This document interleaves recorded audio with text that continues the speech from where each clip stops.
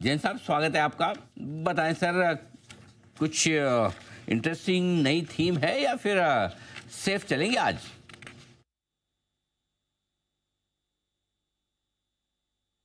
साहब, क्या आप मुझे एक सुनो? थीम है सुनो। वो मैं मंडे को दूंगा।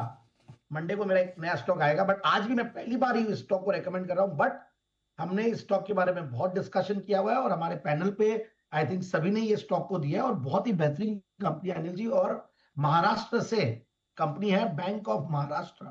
अब बैंक ऑफ महाराष्ट्र मुझे क्यों अच्छा लगता है, क्योंकि मैंने कल भी देखिए ऐसे मार्केट्स में पीएसयू बैंक आउट परफॉर्म कर रहे थे, हालांकि आज टूटा हुआ है। बट ये स्टॉक बहुत गजब का परफॉर्म किया था अभी रिसेंटली, और वहां से करेक्ट हुआ है।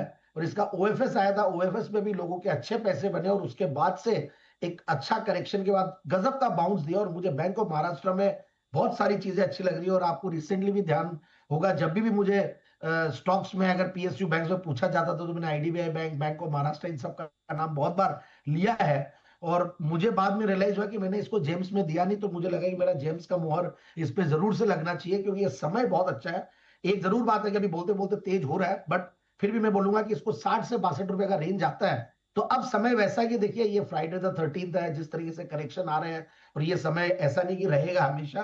तो स्टॉक्स के नाम लिखने, और कई लोग यही डिमांड कर रहे हैं हमें कि आप तो स्टॉक्स के नाम बताओ नीचे आने पे लेना। और यस, बिल्कुल 5-10% मार्केट, मुझे नहीं पता कितना करेक्ट होगा क्या होगा, बट 2-4% भी हो तो, बट स्टॉक्स का नाम रेडी रखे।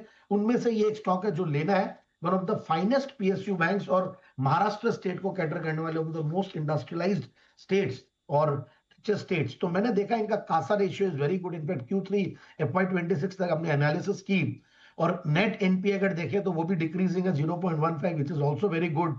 फिर दूसरी तरफ इनका रिटर्न ऑन इक्विटी बहुत बढ़िया है, 23.79। फिर उसके बाद इनका जो कॉस्ट टू इनकम रेशियो है वो भी गिरते हुए आ रहा है, which is also a very good trend. तो ये सारी चीजों को देखता हूं तो बहुत बढ़िया है।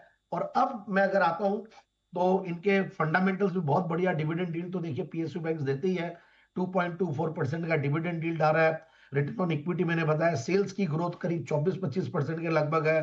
प्रॉफिट की ग्रोथ पिछले 3 साल में 66% के लगभग है।